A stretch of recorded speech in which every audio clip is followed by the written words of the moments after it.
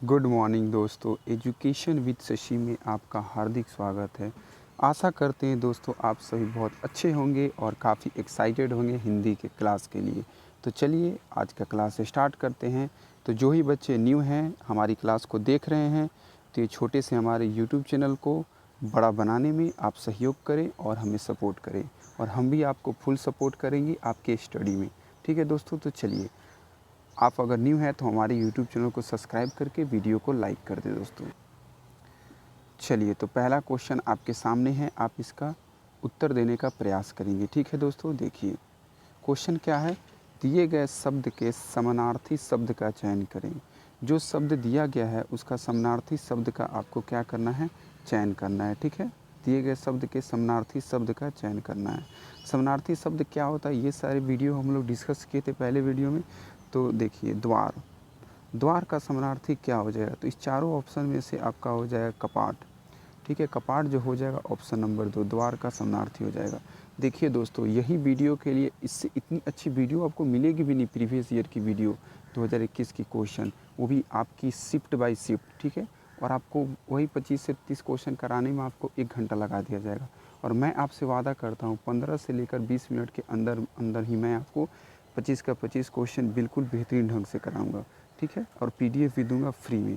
चलिए दोस्तों question number 2 आप देखेंगे, सही वर्तनी वाले शब्द का चयन करें। सही वर्तनी वाले शब्द कौन है, इसमें से उसका आप चयन करेंगे। तो देखिए संसारिक, ठीक है, संसारिक दूसरा, तीसरा है संसारक, चौथा है संसारिक। संसारिक, तो संसारिक कैसे लिखाता है, तो संसारिक आपका होगा सांसारिक। ठीक है, कैसे लिखा था, ऑप्शन नंबर 4 इसका क्या होगा, सही जवाब होगा। चलिए अगला प्रश्न की तरफ हम लोग बढ़ते हैं। क्वेश्चन नंबर 3, ठीक है। देखिए आप तो इस टाइप का क्वेश्चन सॉल्व कर करके समझ ही गए होंगे क्या बोल रहा है। आपसे एक लाइन दिया गया, इसमें से बताना है कौन त्रुटि है। ठीक है, तो आप लाइन को मतलब पढ़िए, पूरे सेंटेंस को पढ़िए। क्या दिया गया, अध्यापक हमसे एक लेख लिखवाया। ठीक है, अध्यापक क्या किया, हमसे एक लेख लिखवाया। ठीक है, तो इसमें आप ये बताएंगे कि त्रुटि वाला भाग कौन सा है। ठीक, तो देखिए बहुत ही साधारण और सिंपल आसान भाषा में आप देख सकते हैं, अध्यापक हमसे एक लेख लिखवाया। ठीक है, तो इसमें से ऑप्शन नंबर जो ए होगा, ठीक है, मतलब एक, ये वाला अध्यापक। आप ही बताएं, आप ऐसा में बोलते हैं कि अध्यापक हमसे एक लेख लिखवाया। अध्यापक जो होगा अध्यापक नहीं होगा इस जगह पे। ठीक है, तो अध्यापक में ही क्या है, इरर है। तो आप इसका आंसर क्या देंगे, ए नंबर इसका आंसर क्या हो जाएगा, सही जवाब हो जाएगा। चलिए अगले प्रश्न की तरफ हम लोग बढ़ते हैं। क्वेश्चन नंबर 4, क्वेश्चन नंबर 4 में क्या दिया गया है, दिए गए वाक्यांश के लिए एक शब्द चुनिए। तो वाक्यांश क्या है, जो किसी का पक्ष न ले। जो किसी का पक्ष न ले उसे हम लोग क्या कहते हैं, तो उसको हम लोग कहते हैं तटस्थ। क्या कहते हैं, तटस्थ। Option number 4। देखिए दोस्तों, जो भी आपकी SSC GD की प्रीवियस ईयर्स में एग्ज़ाम हुई थी, 2021 की एग्ज़ाम को आप हटा देंगे तो ये काफ़ी हिंदी इजी थी, लेकिन 2021 में हिंदी काफ़ी टफ पूछी गई थी, जिसके वजह से ही कट ऑफ काफ़ी लो रही थी। तो प्लीज़ आप हिंदी को बिल्कुल भी लाइटली मत लीजिए, अच्छे से आप तैयारी करेंगे तभी जाके आपकी हिंदी में पकड़ हो पाएगी दोस्तों। चलिए इसमें भी आपको त्रुटि बताना है, आप पढ़ेंगे इसको ध्यान से। प्रतिभा, प्रतिभा की माँ इस समय छोटे बच्चा को कहानी सुना रही है। प्रतिभा की माँ जो है इस समय क्या कर रही है, छोटे बच्चे को कहानी सुना रही है। इसमें त्रुटि क्या है, देखिए छोटे बच्चा, छोटे बच्चे। ठीक है, देखिए प्रतिभा की माँ जो है ये तो सही है, इस समय, ठीक है ना, छोटे बच्चा को कहानी सुना रही है।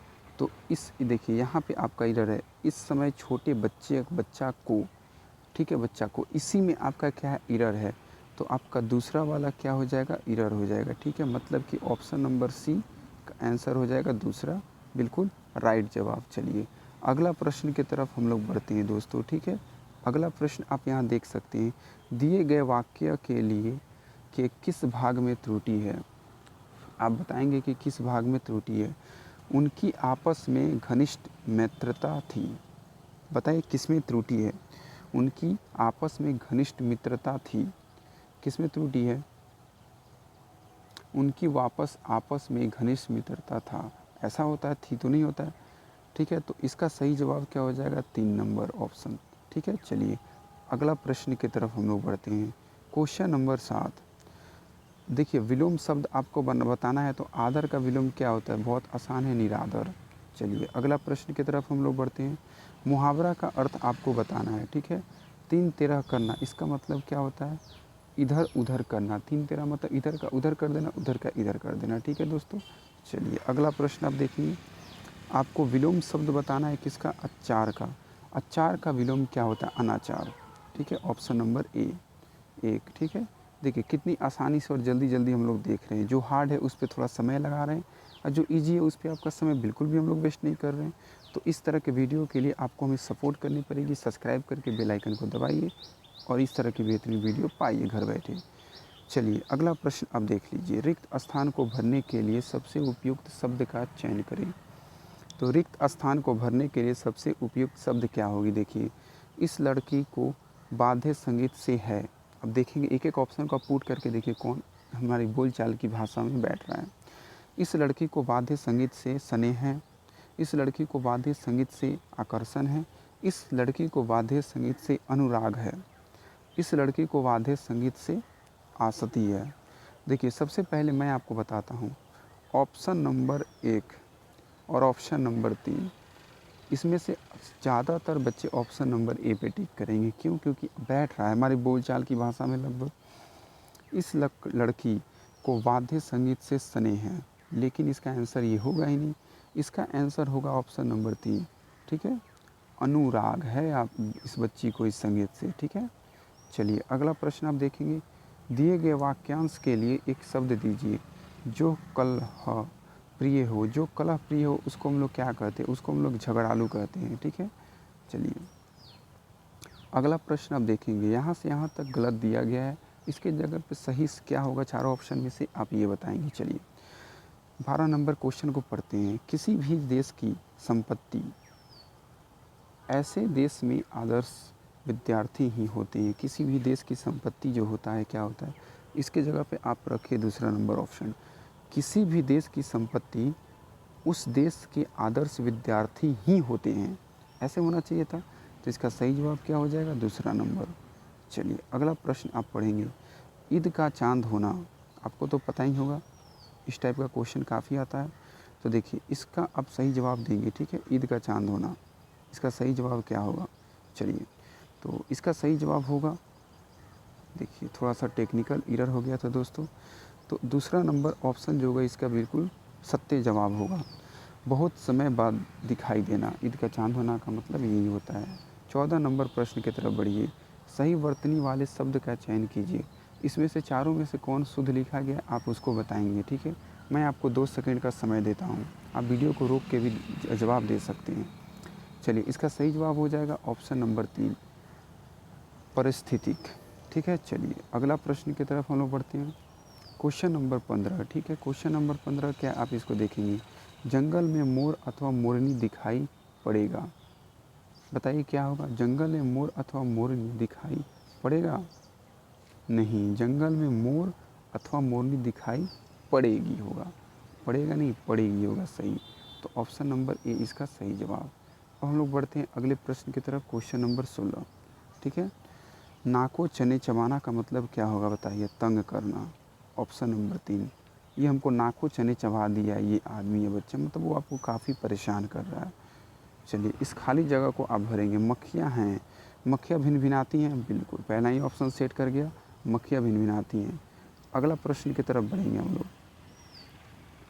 अगला सवाल है आपका कि रिक्त स्थान को फुलफिल कीजिए। साहित्य और जीवन का संबंध है। साहित्य और जीवन का अभिन्न संबंध। देखिए साहित्य जो है, साहित्य और जीवन का क्या है? अभिन्न संबंध है। ऑप्शन नंबर ए इसका राइट आंसर हो जाएगा। अगला प्रश्न देखिए।